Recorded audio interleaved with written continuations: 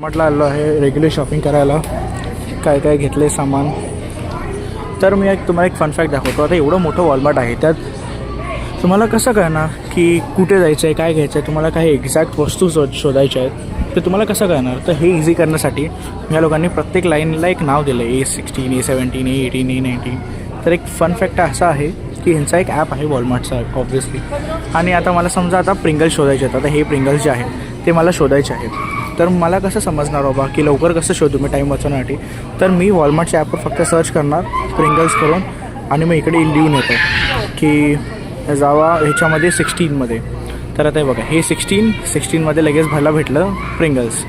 तर हे असं सगळं सोपं असतं. किंवा अजून काही बघायला गेलं तर आता प्रिंगल्स सोडलं, दुसरं काही एक्झाम्पल दाखवायचं असलं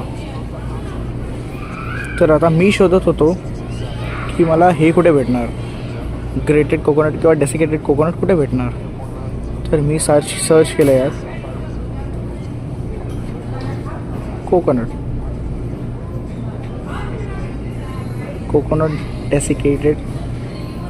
डेसिकेटेड कोकोनट सर्च केलं मी. आता जे मी घेतलं आहे मी. तर आता मला हे शोधायचं आहे. तर मला A11मध्ये जायला लागेल. तर आता A11 कुठे, A11 तिकडे आहे. मग त्याच्यामध्ये मला पक्का कोकोनट भेटणार. तर हे असं इझी असतं आणि तुम्ही ॲपच्या मदतीने मागवू पण शकतात घरी सामान, असं काही करू पण शकतात. छान आहे असं. मग आता बघू आता कसं काय होतं आहे शॉपिंगमध्ये. आता बरंच काय काय घेतलेलं आहे. Chicken, tomatoes. तर प्राईसचा अंदाजा द्यायला गेलं, एक रफ फिगर सांगायला गेलं तर हे 2 किलो मला $2 पडलेले आहेत, जे की होतात 160 रुपये. कांदे पण त्या दरम्यानच पडलेले आहेत. चिकन हे जे आहे केवढं चिकन आहे बघा, 4.2 पाऊंड्स LBS म्हणजे डिवायडेड बाय 2 करा, 2 किलो ऑलमोस्ट चिकन आहे. तर 2 किलो चिकन मला फक्त 666मध्ये भेटतं. हे वॉलमार्टमध्ये स्वस्त भेटतं, त्यामुळे मी इकडे घेतलं. परत श्रीम बघायला गेलं, श्रीम मला ही भेटली $5.5ची. 5.5 म्हणजे ॲप्रॉक्स 350-400 रुपयाची होते. ती श्रीम घेतली आहे.